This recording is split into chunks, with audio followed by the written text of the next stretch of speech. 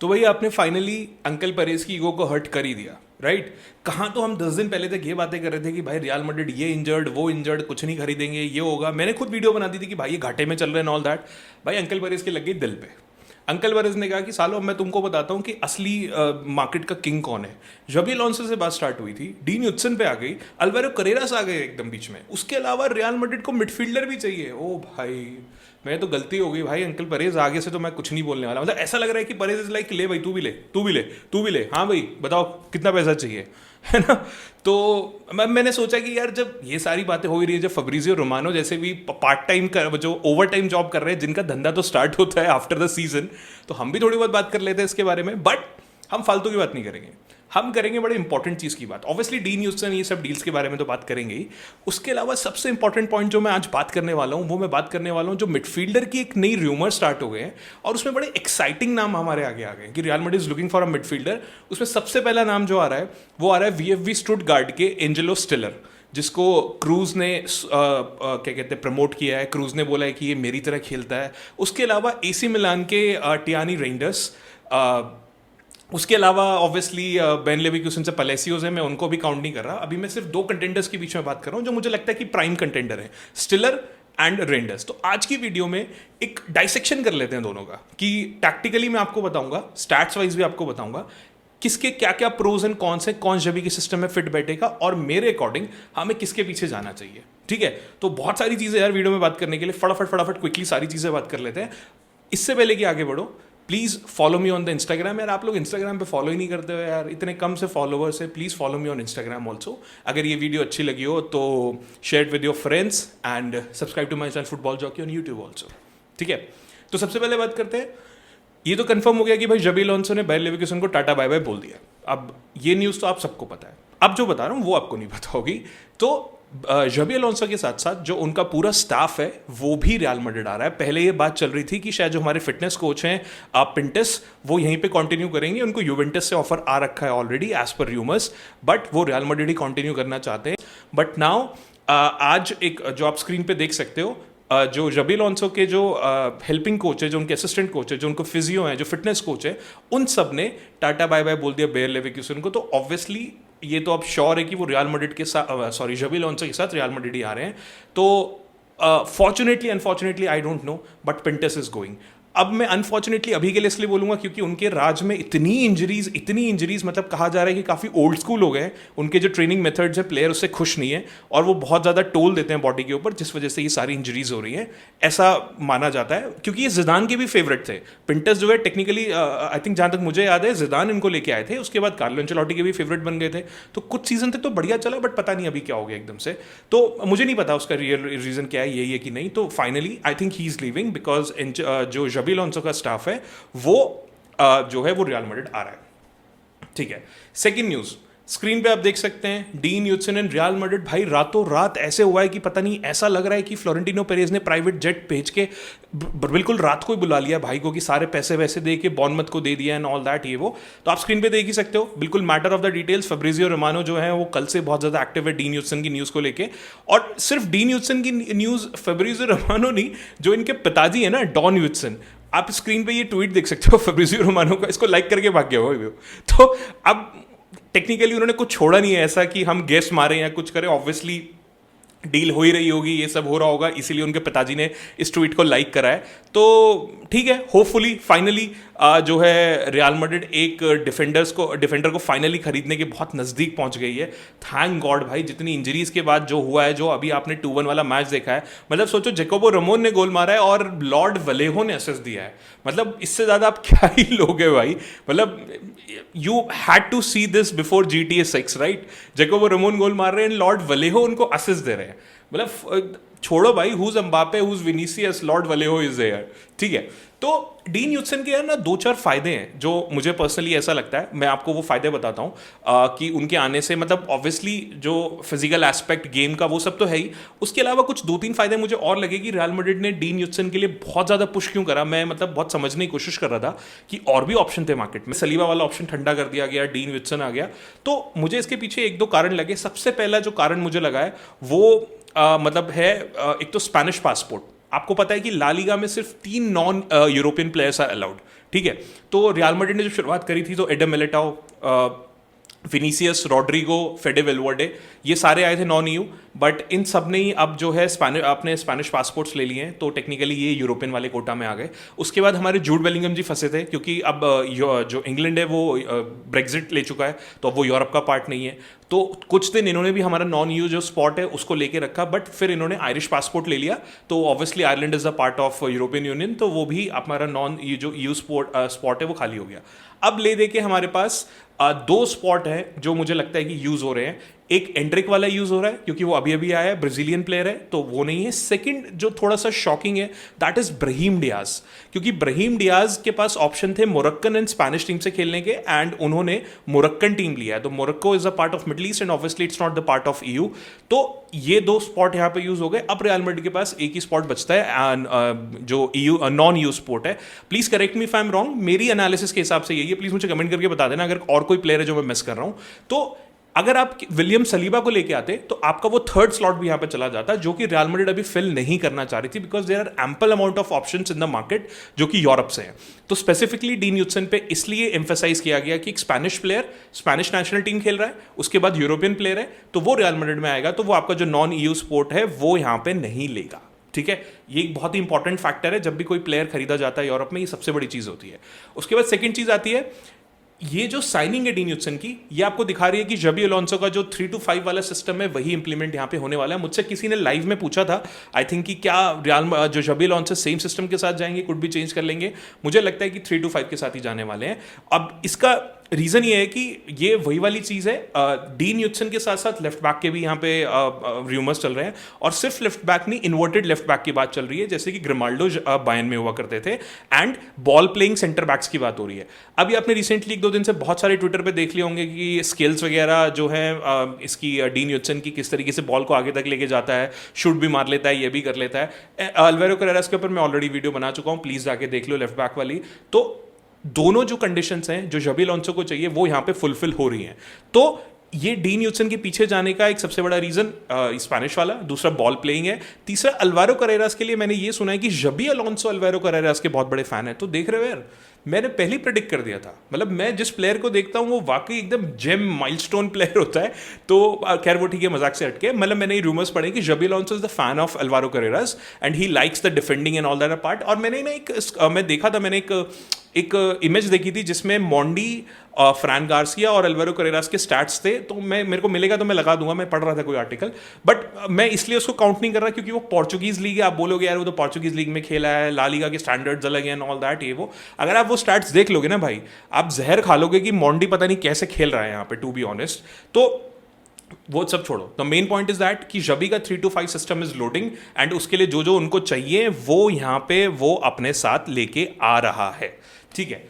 तो ये हो गई उसकी बात। तीसरी बस इसमें मुझे पॉइंट ये लगता है कि रियल मैड्रिड, जो मैंने अभी लेटेस्ट वीडियो बनाई, क्लब वर्ल्ड कप को लेके बहुत ही ज्यादा सीरियस है, इसीलिए वो डीन ह्यूडसन और कैरेरास की डील को बहुत ज्यादा पुश कर रहे हैं, क्योंकि मेरे हिसाब से ये चाहते हैं कि क्लब वर्ल्ड कप से पहले एक ढंग का एक ट्रेनिंग सेशन हो जाए जबी अलोंसो के साथ, कि टीम थोड़ी सिंक्रनाइज हो जाए, जेल हो जाए आपस में। तो ये भी मुझे एक कारण लग रहा है कि बहुत ज्यादा पुश करने का इस चीज के लिए। तो ये 2-3 चीजें हैं जिसकी वजह से मुझे लगता है कि हाँ यार, डीन ह्यूडसन का जो है ये आना बहुत ज्यादा पुश हो रहा है, ठीक है। अब जिसके बारे में मैं ऑलरेडी बात कर चुका हूं, स्क्रीन पे देख सकते हो आप, Real Madrid is now confident of signing Alvaro Carreras. आप लोगों को शुरुआत में लगा था नहीं यार ये नहीं लेना चाहिए, जब मैंने वीडियो बनाई थी बहुत लोगों ने लिखा था कि उससे बेटर वो है, उससे बेटर वो है। भाई आपको कुछ चीज़ें समझनी पड़ेंगी यहाँ पे जो रियल मैड्रिड समझती है, और शायद मैं भी थोड़ा बहुत समझ लेता हूँ।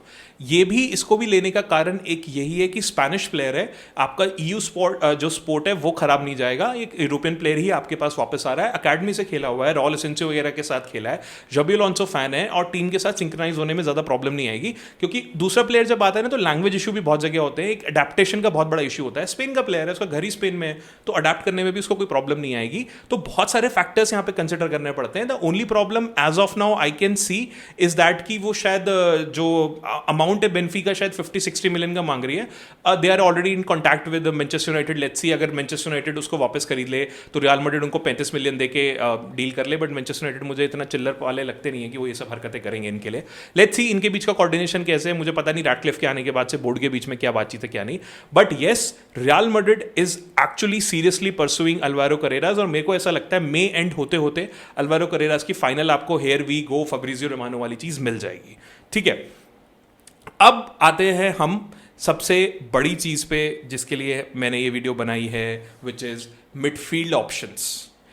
Angelo Stiller VfB Stuttgart, Tijjani Reijnders AC Milan. ठीक है, तो अब अगर मैं आपसे पहला क्वेश्चन इसमें पूछूं कि जबी अलोंसो अपने मिडफील्डर से क्या मांगता है मिडफील्ड में. ठीक है, तो जबी अलोंसो के लिए जो सबसे इंपॉर्टेंट चीज है वो है उसका double pivot role.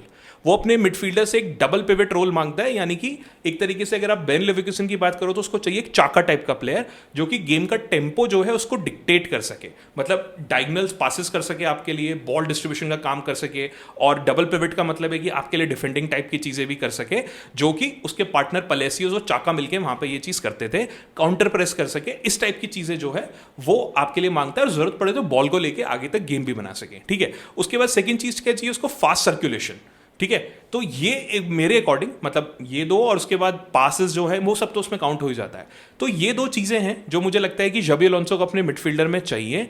And fortunately ये दोनों मिडफील्डर ये चीज करते हैं. मैंने एंजेलो स्टिलर के लिए बहुत ही ज्यादा नेगेटिव चीजें पढ़ रहा था ट्विटर के ऊपर कि रियल मैड्रिड इसको नहीं खरीदेगी, ये वियर्ड दिखता है, ये है वो है. अरे बकवास चीजें. मतलब मुझे नहीं पता भाई नेगेटिव पीआर कहां से आ गई.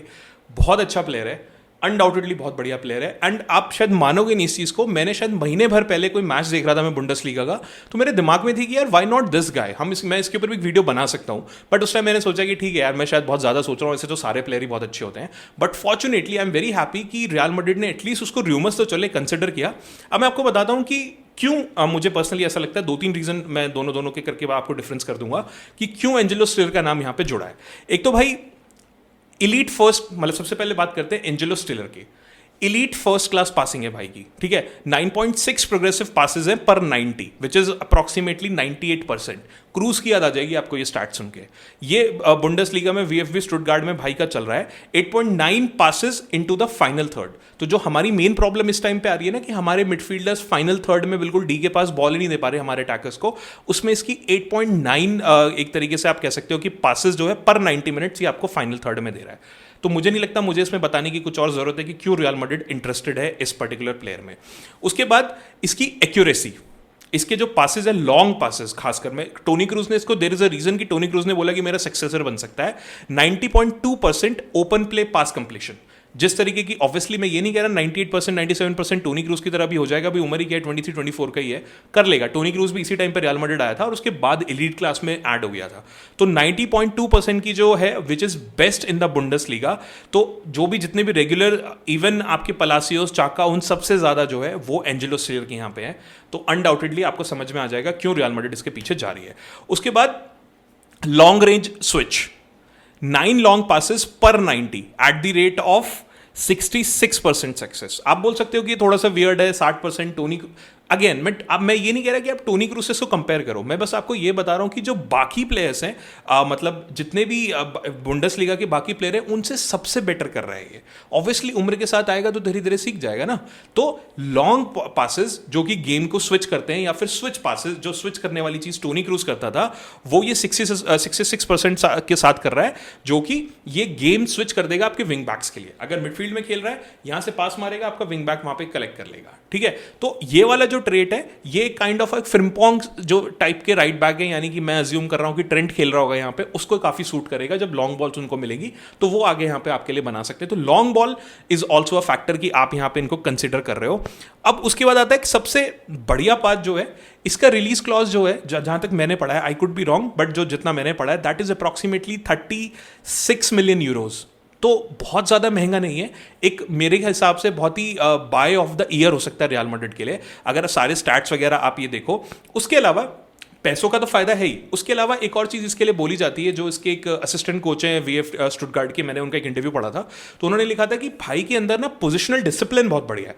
मतलब आप अगर इसको बोलोगे कि भाई तेरे को 3-5 में खेलना है, तो आज सीडीएम ही खेलेगा, तो ये सीडीएम ही खेलेगा, ये आपको आउट ऑफ पोजिशन और ये सब होता हुआ कहीं नहीं मिलेगा। तो जो डिसिप्लिन, जो मतलब डिसिप्लिन लाने के लिए आपको फोकस चाहिए, वो फोकस इसके पास है। मतलब अगर आपने इसको फॉर एग्जाम्पल लोन 6 में छोड़ दिया भाई कि 3-5-2 के फ्रंट फुट पे खेल ले तू, ये आपको वहीं खेलता हुआ मिलेगा। एंड ये जो रियल मैड्रिड को चाहिए, इसी टाइप के प्लेयर चाहिए। रियल मैड्रिड को क्लासिको में प्रॉब्लम क्या हो रही है, प्लेयर आपस में टकरा रहे हैं, उसको पोजीशन नहीं पता कहाँ पे है, वो उधर का उधर घूम रहा है, राइट बैक आगे से आगे चला गया, तो आपका एक प्लेयर यहाँ पे होगा जो कवर करेगा। यहाँ पे फेडे वेलवर्डे टाइप ये प्लेयर आपके लिए हो सकता है, मुझे पर्सनली ऐसा लगता है।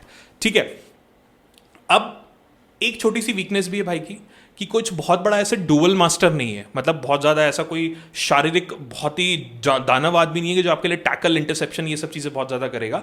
मैंने जहाँ तक नोटिस करा टैकल इंटरसेप्शंस के नंबर इतने ज़्यादा नहीं है, तो मतलब अब ठीक है, डिफेंसिव एक्शन जो है दैट इज़ ऑलमोस्ट 37% के आसपास है, which is not very good.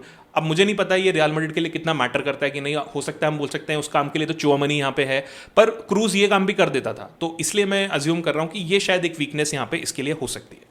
तो ये 3-4 चीजें आपने देखी एंजेलो स्टिलर की। ठीक है, अब आते हैं टियानी रेंडर्स पे, जो एसी मिलान में खेलते हैं। 26 ईयर ओल्ड, बहुत ही फैंटास्टिक मिडफील्डर है, मेरे को बहुत ही पसंद है। डीएम की तरह खेलता था, पता नहीं कब गोल स्कोरिंग मिडफील्डर बन गया यहाँ पे।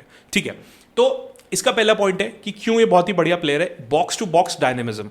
मतलब अगर आप बोलो कि 6.3 progressive passes and 3.2 progressive carries पर 90, तो जो आपकी इटालियन लीग है उसमें बॉल को आगे तक लेके जाना, पासिंग करना, मतलब आप मान लो कि हर मैच में 11 किलोमीटर प्लस तो ये कवर कर ही रहा है।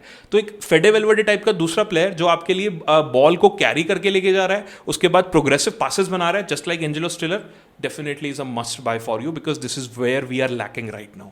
ठीक है, तो टेनी रेंडर्स, अब स्टिलर और इसमें सिर्फ यही डिफरेंस आप एक बोल सकते हो अभी के लिए कि रेंडर्स जो है उसको थोड़ा ऑब्वियसली एक एक्सपीरियंस ज़्यादा हो गया इटालियन लीग में खेलने का, चैंपियंस लीग में खेलने का, बड़ी बड़ी टीम्स के अगेंस्ट खेलने का, that could be the thing अभी तक जो उसके फेवर में यहाँ पे जा सकती है। ठीक है, उसके बाद आती है फाइनल थर्ड पंच, मतलब 15 गोल्स 5 असिस्ट इस सीजन में। भाई मैंने जो ये बोला, एक हायर गोल असिस्ट का जो आउटपुट है किसी शायद मैड्रिड के सेंटर मिड से बहुत ज्यादा है, जो मॉड्रिच कभी किसी जमाने में दिया करता था या क्रूज दिया करता था। मतलब भाई 15 गोल 5 असिस्ट, जूड बेलिंगम टाइप के स्टैट्स हैं भाई के, और जूड बेलिंगम से काइंड ऑफ पीछे खेलता है। तो इस टाइप का प्लेयर जो आपके फाइनल थर्ड तक जा रहा है, फाइनल थर्ड में आपको वो शील्ड के साथ साथ आपको एक ये गोल स्कोरिंग थ्रेट भी दे रहा है, जो रियल मैड्रिड कहीं ना कहीं मिस कर रही है। शायद यही रीजन है कि रियल मैड्रिड इसमें इंटरेस्टेड है। उसके अलावा प्रेस रेजिस्टेंट कैरियर, भाई 94 परसेंटाइल जो है प्रोग्रेसिव कैरीज हैं। दूसरी टीम के मिडफील्डर्स भी आके टैकल इंटरसेप्शन करते हैं, उसके लिए ड्रिबल कर लेना, स्मार्ट पासिंग कर लेना, या कुछ भी करके ये आपकी बॉल को 94% कैरी करके लेके जा रहा है, जो कि एक तरीके से जो दूसरी टीम की फाइनल लाइन है उसको ब्रेक करने के काम आएगा। जब मिडफील्डर्स को पार कर लिया तो क्या बचा, डिफेंडर्स ही बचे। आपके विंग बैक्स, अटैकर जब आगे अटैक कर रहे हैं तो ये बंदा आपके लिए उस लाइन को पार करके आपको बॉल वहां पे डिलीवर कर सकता है। जो चीज एंजेलो स्टिलर वाली शायद थोड़ी सी मिसिंग थी, जो मुझे लगता है वो आपकी बॉल डिस्ट्रीब्यूट कर लेगा, but I am not sure कि वो कितना फाइनल लाइन को पास कर सकता है या फिर ड्रिबल कितना अच्छा कर सकता है। वो रेंडर्स जो है यहाँ पे डेफिनेटली बहुत अच्छा करता है। अब जो एक थोड़ी सी प्रॉब्लम यहाँ पे आती है, चलो प्रॉब्लम से बाद में करता हूं, एक और उसके अलावा है कि टैकल, इंटरसेप्शन, डिफेंसिव मिडफील्डर भी आपके लिए बहुत बढ़िया खेल सकता है, जो क्वालिटी शायद स्टिलर में नहीं है बट इसके अंदर है। आपको टैकल, इंटरसेप्शन आपको बोल रहे हैं कि तो डिफेंसिव खेल, वो ट्रांजिशन इतना बढ़िया करेगा कि डिफेंसिव से ऑफेंसिव भी पहुंच जाएगा, ऑफेंसिव से डिफेंसिव भी आ जाएगा। जो प्रॉब्लम हमें शायद जूड बेलिंगम के साथ फील हो रही है कि जूड बेलिंगम को भाई नंबर 10 ही खेलना है, आप उसको पीछे खिलाओगे वो नहीं खेल पाएगा। That is why he suffering right now. Renders शायद यहाँ पे आपके लिए एड ऑन हो सकता है। अब आते एक सबसे वियर्ड पॉइंट जो है, या फिर एक मतलब आप कह सकते हो प्राइस फैक्टर। भाई इसका जो क्लॉज है जो ये हमें पड़ेगा वो अप्रॉक्सीमेटली भाई 60 to 70 मिलियन यूरोज में पड़ेगा, जो कि मुझे पर्सनली लगता है काफ़ी महंगा हो जाएगा। अगर आप 50-55 का डीन यूडसन भी खरीद रहे हो, जो कि ऑब्वियसली 3 उसमें आप पैसा दोगे बट स्टिल महंगा है। 17-18 मतलब 30-35 का आप अगर करेरास भी खरीद रहे हो तो उसके बाद ये थोड़ा सा महंगा मुझे लग रहा है कि हो सकता है। अब यू नेवर नो, अब परेश भाई अगर अपने दिल पे ले गए तो ले गए हैं। टू बी ऑनेस्ट ये एक थोड़ा सा फैक्टर लगता है जो स्टिलर के लिए जहां पे जा, तो मैंने आपको एंजेलो स्टिलर के पॉइंट बता दिए, मैंने आपको टीन रेंडर्स के पॉइंट बता दिए। अब ये तो आपके ऊपर है, आपको इनमें से कौन सा बेटर लगता है। अगर आप मुझसे पूछो, मैं सिर्फ एक मनी फैक्टर को लेके बोलूंगा कि काइंड ऑफ एवरीथिंग वो आपको दे रहा है जो एंजेलो स्टिलर दे रहा है। ऑब्वियसली अगर मेरे पास पैसा होगा तो मैं रेंडर्स के लिए डेफिनेटली जाऊंगा, बट मैं आई एम अज्यूमिंग कि मेरे पास कम पैसा है, तो मैं एंजेलो स्टिलर के लिए यहाँ पे जा सकता हूँ, कंसिडरिंग कि वो बाद में धीरे धीरे अडेप्ट यहाँ पे कर लेगा। ठीक है, तो अब जो फाइनल कॉल है वो तो रियल मैड्रिड के पास है। मेरा दिल ऐसा कहता है कि real Madrid will go for Angelo स्टिलर, क्योंकि जो आस्किंग प्राइस है रेंडर्स का वो थोड़ा सा ज़्यादा है, एसी मिलान उसको बहुत ज़्यादा कम नहीं करने वाली है। मुझे कमेंट करके ज़रूर बताइएगा कि मैंने आपको दोनों के pros and kind of a cons वगैरह बता दिए। आपकी बाय इसमें से कौन सी होने वाली है? आपको क्या लगता है, रेंडर्स या स्टिलर? प्लीज़ मुझे कमेंट करके ज़रूर बताना। और उसके अलावा आपको क्या लगता है कि डीन ह्यूडसन के अलावा और कौन सा यूरोपियन डिफेंडर हमारे लिए एक हो सकता था जो अच्छी पिक हो सकता था? I am not talking about Hato, that Ajax वाला गाय, उसको हटा देना। उसके अलावा अगर आपको और कोई प्लेयर लगता है जो हमने शायद मिस कर दिया, हम थोड़ा और टाइम देके उसको कर सकते थे स्काउट, वो मुझे प्लीज कमेंट में बताना। अल्वारो करेरास की साइनिंग से मुझे पता है शायद आप खुश नहीं भी होंगे, let's see, just kindly let me know in the comments. तो यही था यार सब। आई थिंक जो मोटा मोटा अभी रियल मैड्रिड के लिए चल रहा है मैंने सारा डिस्कस कर लिया। अगर मैंने कुछ छोड़ दिया हो, just kindly let me know in the comments. जो नेक्स्ट लाइव सेशन होगा उसमें डेफिनेटली उस सबको कवर कर लूंगा। अगर वीडियो अच्छी लगी हो तो just press the like button, share it with your friends. Thank you.